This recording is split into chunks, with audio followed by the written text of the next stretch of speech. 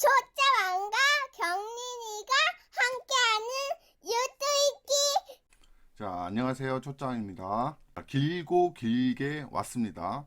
미국 국채금리 반등의 금융시장 쇼크, 요거를 이해하기 위해서 1부 국채 채권을 알아봤고요. 2부에서 금리를 알아봤고, 금리로 어떻게 통화량을 조절하는지에 대해서 또 알아봤습니다.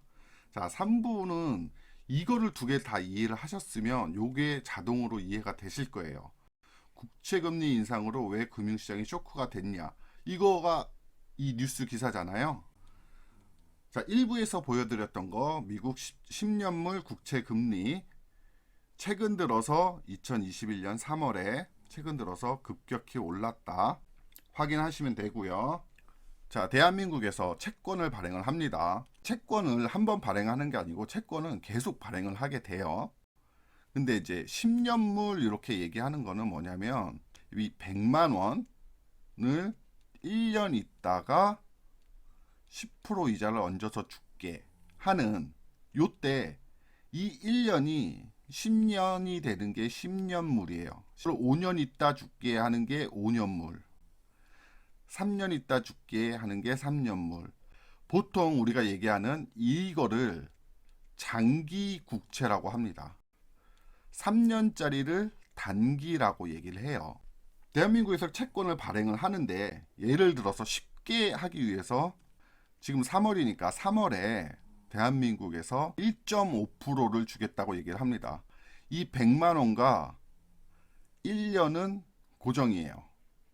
근데 요 금리가 변하는 거죠. 요게 3월에 발행한 채권이 1.5%를 주겠다고 얘기를 해요.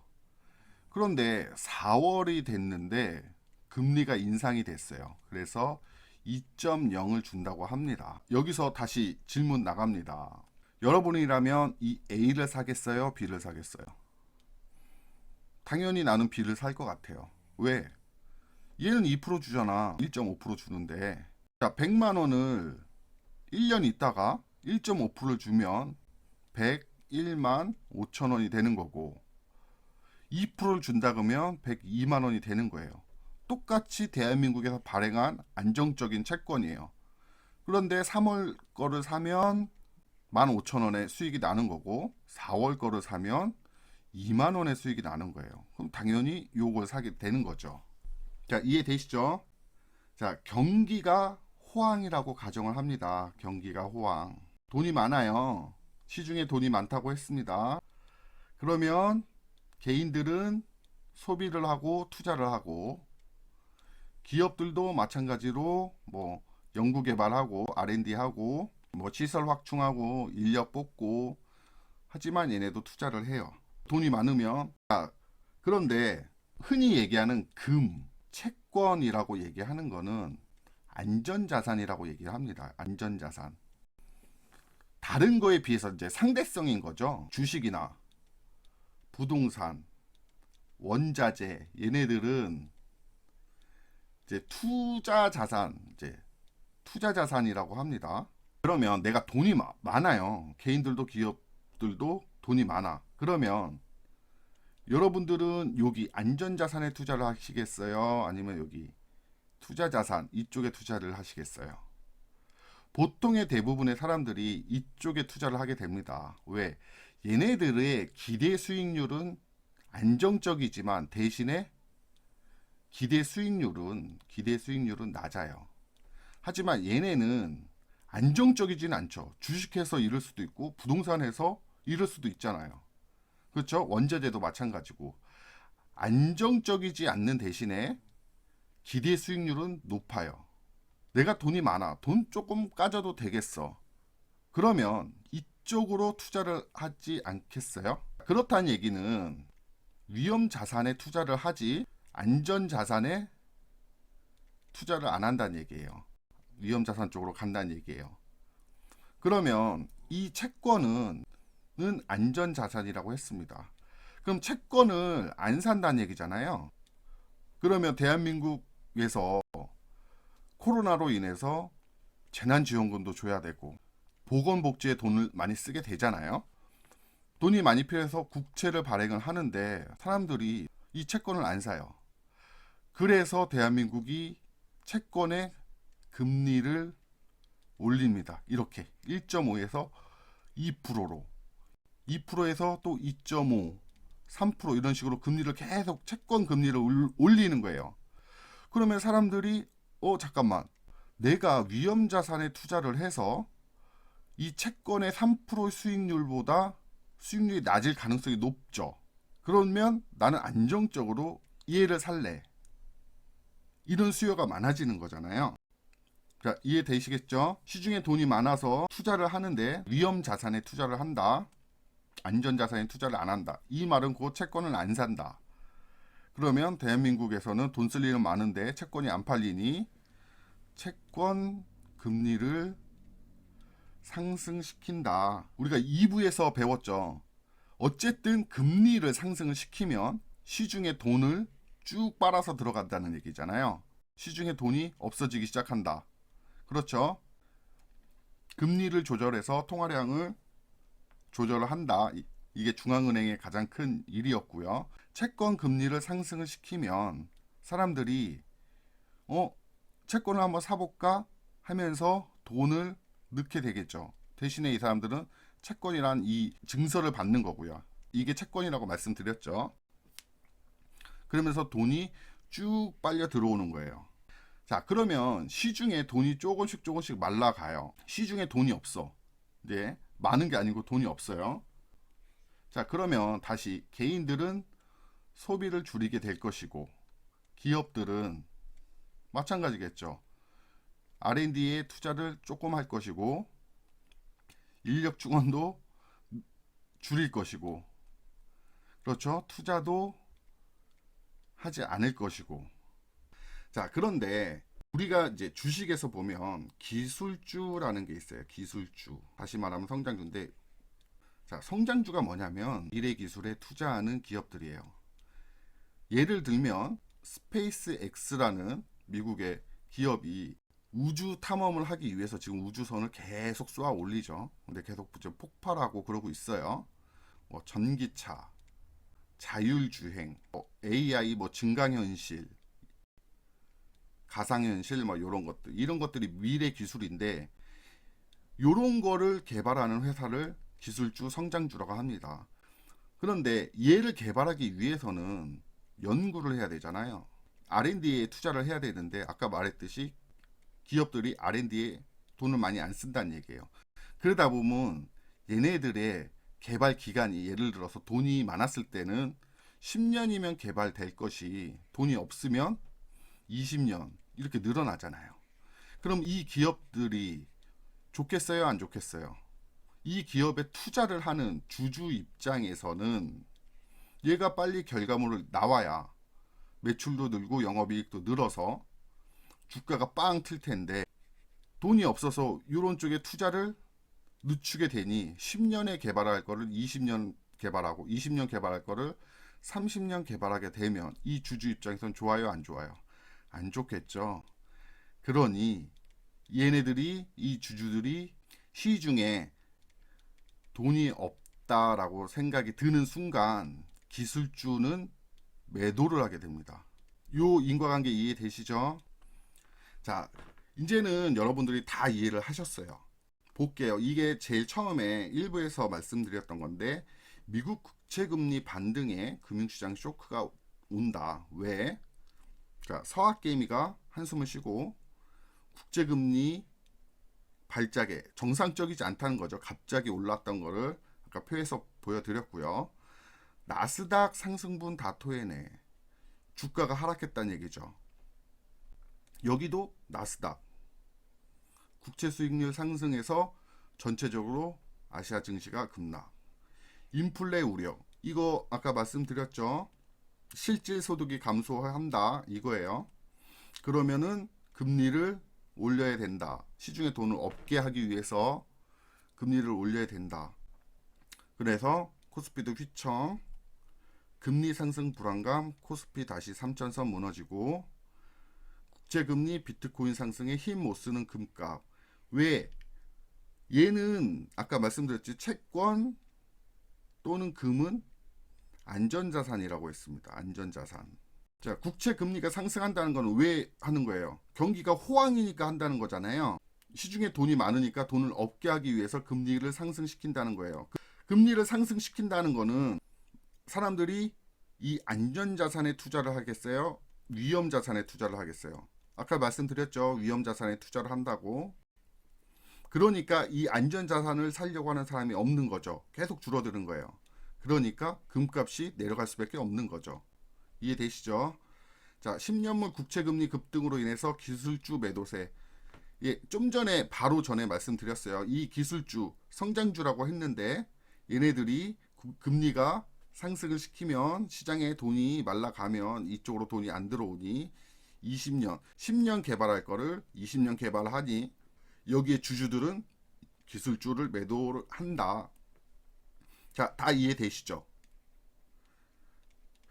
근데 굳이 안 해오셔도 돼요. 이거는 그냥 이해를 하고 넘어가시는 부분이면 되는데 이거는 경제의 총집합의 기사예요. 그러다 보니까 조금 어려울 수도 있는데 나중에 다시 또 얘기가 나오면 조금씩 설명을 해 드릴 테니까 지금은 그런 게 있다 하고 이해만 하시면 됩니다. 눈으로 제가 확인을 시켜 드릴게요. 구독, 좋아요 꼭 눌러주세요. 미국 10년물 국채 금리 또 설명해 드립니다. 21년 3월에 급격히 올랐습니다. 2월 말부터 해서. 자, 미국의 다우존스 얘네는 우리나라에 보면 코스피하고 같은 거예요. 국채 금리가 급등은 했지만 다우존스는 2020년 1월부터 쭉 올라서 지금도 옆으로 많이 안 떨어졌죠. 이게 주봉이거든요. 봉 하나, 한 주마다 봉이 하나씩 그려지는 건데 제가 지금 여기 녹화하고 있는 게 3월 7일이에요. 이건 이제 현재 실시간으로 보여드리는 건데 미국 다우존스는 이렇게 안 떨어지고 있습니다. 미국 나스닥 얘네들이 기술주가 많아요. 뭐 테슬라라든지 애플 요런 회사들이 여기에 속해 있거든요. 기술주는 자 하락하시는 거 보이죠? 다우보다는 얘네들이 하락이 심했죠. 이게 우리나라로 치면 코스닥이에요. 코스닥. 한국의 코스피를 보여드릴게요. 한국 코스피 똑같이 주봉입니다. 여기까지 1월부터 해서 쭉 올랐어요. 쭉 올라서 여기 이제 고점에 와서 여기서 횡보를 하고 있습니다. 물론 조금 내려가긴 했어요. 자, 미국 다우랑 한국 코스피랑 한국 코스피가 조금 내려오긴 했지만 일단은 그 수준에서 버티고 있습니다. 자, 한국의 코스닥 아까랑 조금 다르죠. 코스피보다는 많이 떨어졌어요. 자, 나스닥하고 비슷하죠? 왜? 한국의 코스닥이 미국 나스닥과 같다. 기술주가 많다. 그래서 기술주가 떨어진 이유가 요겁니다. 경기가 호황, 시중에 돈이 많아요. 안전자산보단 위험자산에 투자를 하시겠죠. 그러다 보니 채권을 안 사요. 그럼 대한민국에서 채권을 사게 하려면 채권 금리 상승으로 유혹을 하는 거죠. 그러면 각종 금융기관들도 따라서 금리가 상승을 할 거고 이렇게 되면 이자라든지 아니면 대출 금리가 올라간다는 얘기죠. 그러면서 시중의 돈을 흡수. 그러면서 각종 원자재 및 위험자산의 돈의 유입이 줄어들어요. 그럼 주가 하락. 자, 여기서 중요한 게 이것만 빼서 쓴 거예요. 채권 금리 상승으로 주가 하락했다. 이게 우리가 처음 봤던 기사 제목이에요. 국채 금리 반등의 금융시장 쇼크. 이 많은 내용들을 여러분들은 1부, 2부, 3부에 걸쳐서 알게 되신 거예요. 그러니 이런 기본적인 경제 공부를 하지 않으면 이런 내용들을 전혀 모르잖아요. 그냥 채권 금리가 상승해서 주가가 하락했다. 어떡하지? 힘드네. 이렇게 하게 되면 힘들단 얘기죠. 그래서 경제 공부를 뭐 전문적으로는 안 해도 최소한 이 컵에 물이 있는데 이게 반이나 있네, 반밖에 없네. 이 판단은 우리가 뉴스 기사를 보고 판단을 할 수 있는 정도는 돼야 하지 않겠냐. 그렇게 생각이 들어서 제가 이 유튜브를 하는 이유고요. 여기 채권을 안 산다, 원자재 등에 투자를 한다, 이런 얘기인데 이것도 보여드릴게요. 경기가 호황, 금리가 인상, 원자재 등의 투자. 자, 보겠습니다. 자, 각종 원자재 값 상승. 이 WTI라는 거는 미국의 서부 쪽에 텍사스 중진류라고 하는 그 기름값이에요. 그냥 기름값. 미국산 기름값, 이렇게 생각하시면 돼요. 이 브렌트유는 유럽의 영국 있죠. 영국. 섬나라 영국 위에 북해라는 이 바다가 있는데 여기서 뽑아져 나오는 거를 브렌트유라고 합니다. 그러니까 보통 유럽은 요걸 쓰고 이제 미국은 요걸 쓰겠죠. 자, 기름값이 어떻게 됐어요? 2020년 7월 여기까지 올랐다가 2020년 7월부터 횡보를 하기 시작합니다. 마찬가지로 올랐다가 2020년 7월부터 횡보를 하고 2020년 11월부터 다시 뛰기 시작합니다. 얘도 마찬가지요. 2020년 11월부터 다시 뛰기 시작하는데 지금 최근에 급등을 하고 있죠. 금리 상승으로 인한 금리 상승. 금리 상승을 왜 하는 거예요? 경기가 호황이다. 사람들이 원자재에 투자를 한다. 너도 나도 사니까 이 원자재 값이 오르는 거예요. 자, 다음 원자재 볼게요. 이 옥수수라고 하는 거는 되게 유명한 이제 곡물 자산인데 이게 되게 중요해요. 옥수수로 기본적으로 뭐 사료, 사람이 먹기도 하지만 사료, 동물 사료를 만들어서 우리가 고기를 먹을 수 있고, 또 옥수수로 만드는 뭐 과자라든지 등등등등 먹거리 식품들이 많잖아요. 옥수수로 만드는 뭐 식용유 같은 것도 있고요. 그래서 얘는 대표적인 자산이에요. 얘도 마찬가지예요. 2020년 7월까지 바닥을 기다가 11월 됐을 때 이미 많이 떴죠. 잠깐 횡보를 하고 2021년 3월에 급등을 하고 있습니다. 설탕도 마찬가지 쭉 급등을 하고 있고요. 물론 왔다 갔다 등락률은 있습니다만은 이렇게 급등을 하는 모습을 보실 수 있고요.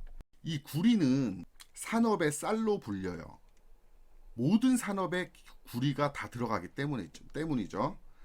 자, 2020년 1월부터 쭉 올라서 지금 현재 급등을 해 있는 이 상황을 보실 수 있습니다. 근데 이 금은 안전자산이다. 이쪽에 투자를 안 한다 그랬죠? 경기 호황 때는 내려가는 걸 보실 수 있습니다. 금리가 상승한다는 뉴스가 많이 나와요. 그럴 때 이미 보면 이 원자재 값들은 이미 다 올라가 있는 거예요. 그럼 우리가 이 공부를 하는 이유는 뭐냐면 이 금리가 상승을 한다, 이 뉴스가 나오기 전에 이미 옥수수값, 설탕값, 이런 WTI 서부, 텍사스 중진류, 브렌트유 가격이 오른다는 뉴스 기사는 이미 많이 나왔어요. 이런 전조 증상이 있다는 거죠. 전조 증상이. 왜? 위험 자산에 투자를 하다 보니 저렇게 되는 거고요. 그래서 우리가 다음에 혹시 그런 이제 원자재 위험 자산 쪽에 가격이 오른다는 뉴스를 보시게 되거나 또는 안전자산인 금이나 채권, 얘네들이 안 팔린다, 가격이 내려간다, 이런 뉴스를 보시게 되면 곧 조만간 금리가 상승되겠네 라고 아실 수 있겠죠. 근데 금리가 상승된다 뉴스가 터질 때쯤이면 그때는 원자재 값이 더 오른다는 얘기예요. 이미 오르고 있지만은. 그러면 우리가 이제 투자자 마인드로 보시면 이런 뉴스가 나올 때 원자재 쪽에 투자를 해도 괜찮겠죠. 또는 위험 자산에 투자를 하니까 주식에 투자를 해도 되는 거예요. 그러니까 이런 뉴스들을 보시면 나중에 이렇게 투자를 해 보시는 것도 괜찮을 거라 생각합니다. 근데 이제 옥수수라든지 뭐 설탕 뭐가 오를지 모르겠어. 그러면 이런 원자재 ETF라는 거를 사시면 돼요. 뭘 사실지, 어떤 얘를 살지 모를 때는 그냥 원자재는 오를 것이니까 원자재를 통틀어서 투자할 수 있는 원자재 ETF. 요거 주식시장에 상장돼 있습니다. 요런 걸 사시면 돼요. 이게 이제 투자자 마인드로 갈 수 있는, 그래서 우리가 경제 공부를 하는 이유입니다. 자, 이렇게 해서 길고 길게 해서 1부, 2부, 3부 이렇게 해서 우리가 알아봤습니다. 길고 길게 제 영상을 봐주셔서 정말 감사드리고요. 요거는 잘 이해가 안 되시면 그냥 넘어가셔도 괜찮은데 한 번쯤은 더 보셔서 아, 이렇게 흘러가는구나, 이거를 머릿속에 기본적으로 딱 담아 두시면 다른 경제 기사들을 이해하기가 되게 편하거든요. 이 영상이 여러분의 뉴스 기사를 참고하는데 많은 도움이 됐으면 좋겠고, 향후 더 나아가서 투자하는데도 도움이 되셨으면 좋겠습니다. 자, 영상 봐주셔서 감사하고요. 여기서 3부 총 마치겠습니다. 감사합니다. 시청